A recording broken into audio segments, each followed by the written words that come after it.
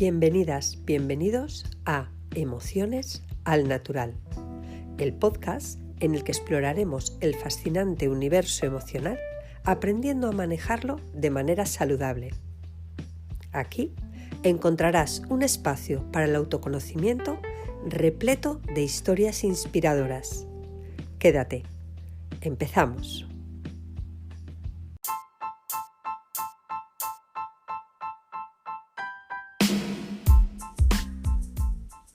Bienvenida a este episodio número 17. Lo he querido dedicar a la muerte, por dos motivos. Uno, porque hace falta que hablemos de ella en nuestra sociedad. Una sociedad en la que nombrar a la muerte es que todo se nos encoja. Hablar de la muerte es como si nos estuvieran aguando la fiesta.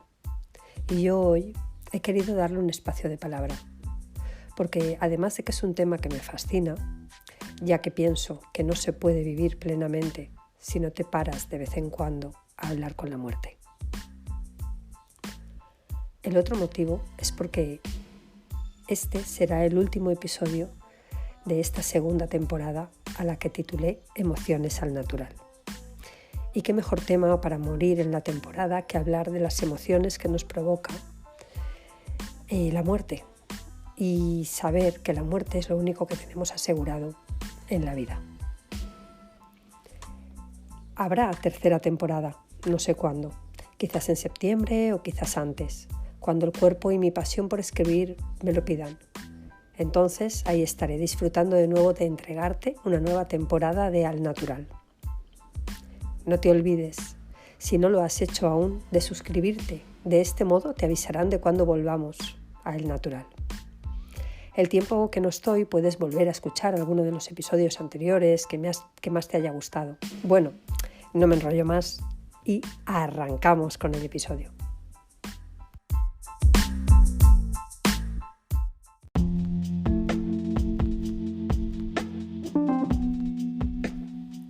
Sí, miedo a perecer, a desaparecer, a morir. Pero, ¿qué nos pasa a los humanos con la muerte? Conforme hemos ido creciendo como civilización, nos hemos ido alejando de la muerte. Ya no la miramos a la cara. Lo que no sabemos es que la seguimos llevando a la espalda. Tengo la firme creencia de que hasta que no seamos capaces de mirar de nuevo a la muerte, no volveremos a la vida. He leído mucho desde jovencita sobre este tema. Siempre me ha ayudado y me ha llamado la atención, además de que hay algo en la muerte por lo que me siento atraída, como un aprendizaje vital. Me voy a permitir ofrecerte un poco de bibliografía por si quieres leer sobre el tema. El primer libro que llegó a mi vida fue Una muerte, un amanecer, de Elizabeth Kubler-Ross. Es un libro que recomiendo leer de vez en cuando en cualquier etapa vital que te encuentres. Yo lo leí por primera vez a los 18 años. Más adelante llegó a mi vida 20 casos que hacen pensar en la reencarnación, de Ian Stevenson. Son casos reales documentados en toda una investigación científica que no me dejó indiferente. Por supuesto, el tercer libro es El Tao de la Salud, del Sexo y la Larga Vida, que es un libro muy completo de cómo vivir saludablemente y también incluye cómo prepararse para la muerte. Y por último, llegó a mi vida hace 2-3 años el libro Vivir y Morir Conscientemente de Josu Capdevila. Y ahora te voy a compartir unos extractos que considero indispensables del libro La muerte, un amanecer. Y dice así: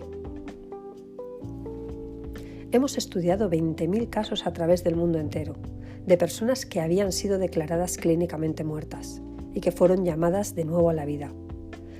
Algunas se despertaron naturalmente, otras solo después de una reanimación. Quisiera explicaros muy someramente lo que cada ser humano va a vivir en el momento de su muerte.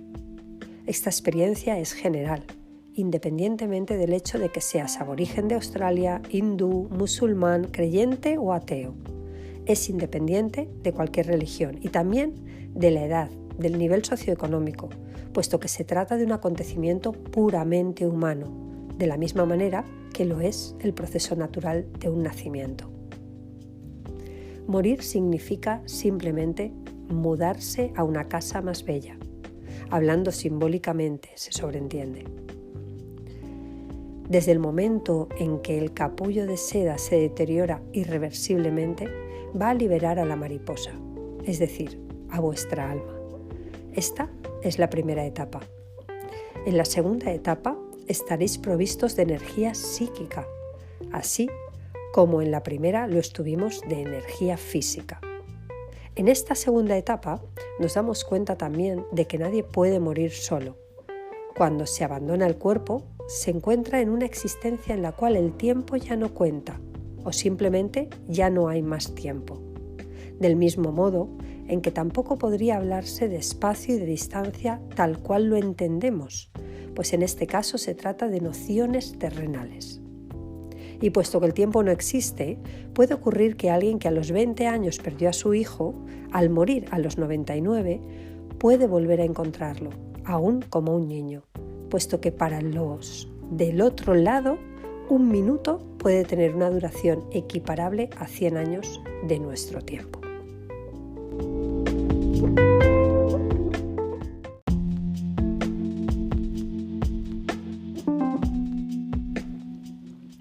Vivir con la conciencia de nuestra propia mortalidad es una de las experiencias más profundas y desafiantes que enfrentamos como seres humanos. Reconocer que nuestra existencia es finita, que en algún momento llegará a su fin, puede generar una amplia gama de emociones y reflexiones. Vamos a explorar algunas perspectivas sobre cómo vivir con esta comprensión. Como primero te diré la aceptación de la realidad. El primer paso para vivir con la conciencia de la muerte es aceptarla como parte inevitable de la vida. La muerte es una realidad universal y natural que nos iguala a todos, independientemente de nuestra posición social, riqueza o poder. Al aceptar esto, podemos liberarnos del miedo y de la negación. Como segunda, te diré la valoración del tiempo. La conciencia de la muerte nos recuerda la importancia de aprovechar cada momento que tenemos en esta vida. Nos insta a reflexionar sobre cómo estamos utilizando nuestro tiempo y nuestra energía y a priorizar lo que realmente es importante. Por eso la tercera es una perspectiva sobre lo trivial. Cuando somos conscientes de nuestra propia mortalidad, tendemos a dar menos importancia a las preocupaciones triviales y a las cosas materiales. Nos damos cuenta de que la verdadera riqueza radica en las experiencias compartidas, en el amor y en la conexión con los demás. Nos ayuda a poner las cosas en perspectiva y a enfocarnos en lo que realmente importa en la vida. Como número 4 te nombraré el crecimiento personal y espiritual. La conciencia de la muerte puede ser un poderoso catalizador para el crecimiento personal y espiritual. Nos confronta con preguntas profundas sobre el significado de la vida, sobre nuestra identidad y nuestro lugar en el mundo.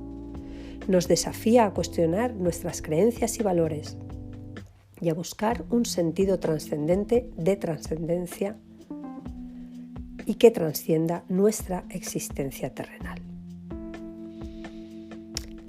Vivir el presente sería la quinta. La conciencia de la muerte nos invita a vivir en el presente, a saborear cada momento como si fuera el último.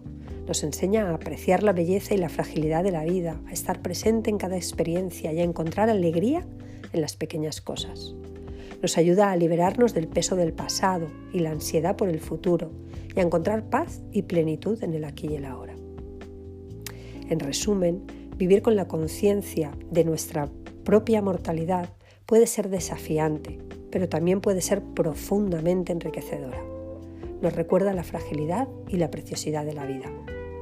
Y claro, yo cuando leo estos puntos y reflexiono ante esto, sería de cómo puedo lograr hacer todo esto sin prepararme para ello, ¿no? Es como de la mayor labor de la vida es justo prepararse en estos 5 puntos y sería prepararse también para recibir la muerte de una manera más orgánica, con aceptación y insisto, mueren muchas personas sin este tipo de conciencia, ¿no? o sin prepararse para ello. Y luego si entráramos en todo el mundo de de lo que son, ¿no?, los tipos de muertes, ¿no? Una muerte espontánea, un asesinato, una muerte larga y lenta por enfermedad. Quiero decir que ahí abriríamos un abanico muy grande, ¿no?, de formas de morir. Pero yo me quiero quedar en esta ocasión, en este episodio, con cómo puede ser vivido eso, ¿no? Y una de las cosas que a mí me atormentaba antes era porque me daba mucho miedo la muerte, ¿no? Y dentro de mi vida he tenido como algunos insights sobre esto, ¿no?, sobre darme cuenta grandes. Por ejemplo, recuerdo una vez estando en el pico de una montaña, en plena naturaleza, divisando todo el horizonte, una belleza magistral que se veía desde ese pico de esa montaña, ¿no? Y al lado de dos amigas, y de repente aparecen unas águilas en el cielo y bajan mucho el vuelo, mucho el vuelo, y tanto lo bajaron que pasaron justo por encima de nuestras cabezas. Donde otra persona a lo mejor hubiera sentido peligro, nosotras sentimos amplitud, sentimos fusión con el todo, sentimos que daba igual todo, que estaba todo perfecto en el aquí y el ahora, que todo lo que pasaba estaba como en comunión con eso, como era una perfección que me cuesta ponerle palabras, ¿no? Y ahí me sentí profundamente que daba igual todo lo que hicieras en la vida o todo lo que pensaras sobre la muerte, que todo era uno. Sentí como una sensación de totalidad y de fusión con el todo, y fue como mi primer contacto con el dejar de tener miedo a la muerte. Y quería compartírtelo por eso, ¿no?, por cómo podemos ir entrenándonos en la vida a ir sintiendo esa fusión con el todo y al mismo tiempo ir dejándonos ir, ¿no? Y eso no quiere decir que me quiera morir, claro que quiero seguir viviendo, pero no estoy tan apegada a seguir viviendo como que si se me presentara la posibilidad de muerte no poder dejarme ir. Eso para mí es el quid de la cuestión, ¿no? No siempre mi única estrategia va a ser la vida, ¿sabes? No me voy a coger a la vida con uñas y dientes. Hay veces que me resulta más sencillo o más liviano o más amable conmigo el dejarme morir, ¿no? Sobre todo cuando pienso en enfermedades largas o hay medicaciones, quimioterapias muy fuertes que van degradándome el cuerpo, ¿no? Es como de, wow, no puedo decir qué haría en esa situación, evidentemente, ni estoy juzgando lo que cada uno decida, por supuestísimo, pero estoy hablando de mi sentir profundo, ¿no? Yo creo que prefiero entrenarme en dejar y aceptar y que suceda lo que tenga que suceder, como en luchar con uñas y dientes por seguir viviendo, ¿no? Eso es lo que yo insisto que estoy hablando mucho desde mi subjetividad, no estoy juzgando la decisión de nadie, entiendo todos los escenarios. Es más, acompañé a mi madre durante 10 años en un proceso de quimio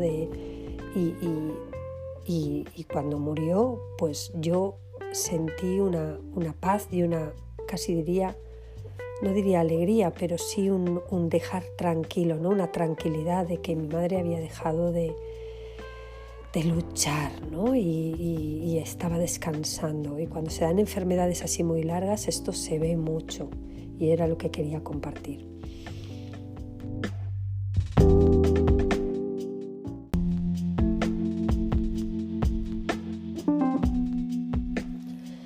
Vida y muerte son interdependientes, existen en forma simultánea. La muerte late continuamente bajo la membrana de la vida y ejerce una enorme influencia sobre la experiencia y la conducta. Estamos muriendo desde el nacimiento. El final está presente desde el principio. La muerte es vida y la vida es muerte. La muerte hay que incorporarla a la vida, y esto es lo que te nombraba antes, ¿no? como un elemento constitutivo de la misma. La muerte es un hecho de la vida. Vivir es también morir. La muerte atañe a la vida. No son dos realidades que se excluyen mutuamente, no son dos realidades separadas. La muerte es presencia ausente. La muerte está en todo momento ausente de mi vida y presente en mi conocimiento. De la muerte surge el drama del ser humano. El hombre, frente a la muerte, no puede menos que plantearse la pregunta acerca del sentido de su existencia en el mundo. La filosofía, la literatura, la sociología, la poesía se interrogan acerca de un asunto tan fundamental e inevitable. Sabemos que morirnos y sabemos que nuestra constitutiva caducidad, es decir, lo que decía, ¿no? Que vivimos de espaldas a ella, no queremos verlo. Morir, te digo que es algo único, personal, incomunicable. Reconocer la muerte no es caer en el pesimismo, sino ser coherentes con la condición humana de nuestra existencia. La necesidad de humanizar la muerte reclama que el morir sea realmente reconocido y exige una sana conciencia, como la otra vertiente del vivir, el otro lado de nuestra existencia, y reclama que nos muramos antes de que llegue nuestra hora, pero también que no la veamos como enemigo siempre. Los taoístas y los budistas ven la vida como un sueño y la muerte como un despertar. Según el Tao, los seres humanos viven la muerte pasando 4 fases. Y dice así: en primer lugar, el moribundo pierde todo contacto sensorial con el mundo físico y se hunde en una bruma lechosa que absorbe por completo su conciencia. A continuación, se presenta un resplandor rojizo que también llena completamente la conciencia del moribundo. En la tercera fase, todo se vuelve del más intenso negro, más oscuro que la noche, una negrura tan profunda y absoluta que hasta los adeptos avanzados pierden momentáneamente la conciencia. En este punto, el alma corriente se anula totalmente y cree que ha terminado todo. Pero aún viene una cuarta fase, que los tibetanos denominan la clara luz de la muerte, una luz cegadora que ilumina la absoluta negrura de la tercera fase en un destello tan repentino, intenso como el de un flash. Este es el instante crucial en que el espíritu inmortal se distingue de la persona ordinaria. Es decir, en otro lenguaje sería que el alma se distingue de lo que sería el ego, que es lo que nos sostiene en esta vida. Lo más importante aquí es la reacción del espíritu ante la clara luz de la muerte. Esta luz es como un potente imán. El miedo repele a uno de ella, mientras que la familiaridad lo atrae. Y es la propia luz la que proporciona el último impulso de energía que el adepto necesita para separar el espíritu de la carne, dejando a salvo la conciencia. Esta oportunidad solo se presenta una vez en la vida, en la última fase del proceso de morir. No hay una segunda oportunidad y precisamente por eso los adeptos sensei se preparan para este momento con tanta diligencia. A esto me refería con que en el Tao te preparas para la muerte, ¿no? Adquiriendo mucha conciencia y mucho entrenamiento para poder dejar la conciencia, que la conciencia se quede, aunque el cuerpo y el ego se diluyan. Y para terminar, quiero compartirte una enseñanza sufí. Un hombre rico pidió a Sengai que escribiera algo para la prosperidad continua de su familia, de manera que pudiera atesorarse de generación en generación. Sengai cogió una gran hoja de papel y escribió: el padre muere, el hijo muere, el nieto muere. El rico se encolerizó. Te he pedido que escribas algo para la felicidad de mi familia. ¿Por qué te lo tomas a broma? No bromeo, explicó Sengai. Si antes de que mueras muriera tu hijo, te apenarías mucho. Si tu nieto muriera antes que tu hijo, a los 2 se os rompería el corazón. Si tu familia, generación tras generación, desaparece en el orden que te he dicho, seguirá el curso natural de la vida. A eso llamo yo la verdadera prosperidad.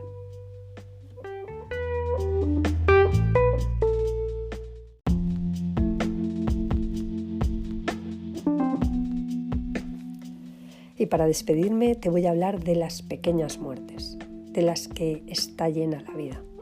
Todo ser humano tiene el anhelo de que la vida sea lineal, sin grandes cambios, y ese anhelo va acompañado de que todo esté bien, siempre. No nos suelen gustar los sobresaltos, no nos suele gustar lo inesperado y solemos temer a todo aquello que se escapa a nuestro control. Con pequeñas muertes me refiero, por ejemplo, a cuando tenemos que despedirnos de un trabajo y ya no vamos a volver a ver a los compañeros de trabajo que veíamos todos los días, pero que no eran tan importantes para nosotros como para que continúen en nuestra vida fuera del ámbito laboral. O cuando te apuntas a una formación de 2-3 años y esta se finaliza, la despedida y el dejar atrás esas relaciones. Cuando se acaba un matrimonio, cuando se muere una mejor amiga o tu pareja, todas estas pequeñas muertes las llamamos duelos o pérdidas. Se nos insta a ellas para trabajarnos la aceptación de lo que sucede, el fluir con lo que hay, el desapego y la calma. ¿Y tú? ¿Cuáles son tus pérdidas? ¿Cuáles han sido tus pérdidas en la línea de tu vida, de tu experiencia vital? Yo tengo la sensación de haberme entrenado en las pérdidas que he tenido en mi historia de vida y que aún así me pillo en la dificultad de aquí y ahora soltar lo que tengo, o mejor dicho, lo que creo que tengo. Pues cuando hago este ejercicio siempre llego al mismo lugar, que es un lugar en el que solo tengo, y lo pongo entre comillas, el latido de mi corazón y mi respiración. Y cuando eso pare, todo se esfumará, todo terminará. Gracias por acompañarme en este viaje por las diferentes emociones. Espero encontrarte como oyente en la próxima propuesta y temporada de Al Natural. Que tengas un gran viaje de vida.